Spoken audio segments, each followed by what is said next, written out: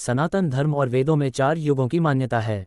माना जाता है कि सतयुग में स्वयं देवता किन्नर और गंधर्व पृथ्वी पर निवास करते थे। हमारे धर्म ग्रंथों में किन्नरों और गंधर्वों के बारे में विस्तार से बताया गया है। सतयुग के बाद आया त्रेता युग। इस युग में भगवान श्रीराम ने जन्म लिया और वह स्वयं श्रीहरि विष्णु का अवतार थे।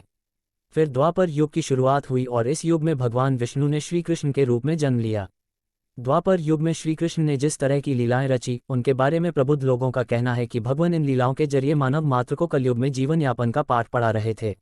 का कालखंड सबसे छोटा माना गया है और माना जाता है कि कलयुग में भगवान विष्णु का 10वां अवतार होगा, जिसका नाम होगा कल्कि। वर्तमान समय में कलयुग ही चल रहा है। विष्णु पुराण कलियुग के वर्णन करते हुए कहा गया है कि कलियुग पाप इतना अधिक होता कि सृष्टि का संतुलन बिगड़ जाएगा। कन्याएं 12 साल में ही गर्भवती होने लगेंगी। मनुष्य की आयु औसतन 20 वर्ष हो जाएगी। लोग जीवन भर की कमाई एक घर बनाने में लगा देंगे।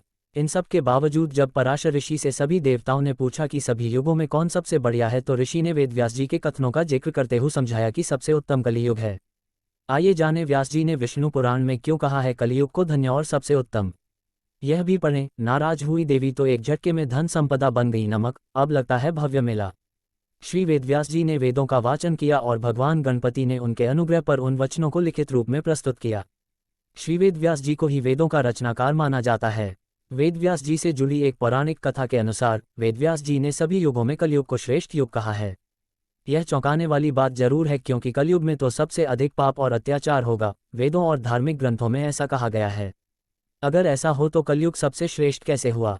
विष्णु पुराण में वर्णित एक घटना के अनुसार मुनिजनों और ऋषियों के साथ चर्चा करते हुए वेदव्यास जी कहते हैं, हे मुनिजन, सभी युगों में कलयुग ही सबसे श्रेष्ठ युग है। क्योंकि 10 वर्ष में जितना व्रत और तप करके कोई मनुष्य सतयुग में पुण्य प्राप्त करता है, त्रेतायुग में वही पुण्य 1 साल के तप द्वारा प्राप्त किया जा सकता है। ठीक इसी प्रकार उतना ही पुण्य द्वापर युग में 1 महीने के तप से प्राप्त किया जा सकता है, तो कलयुग में इतना ही बड़ा पुण्य मात्र 1 दिन के तप से प्राप्त किया जा सकता है।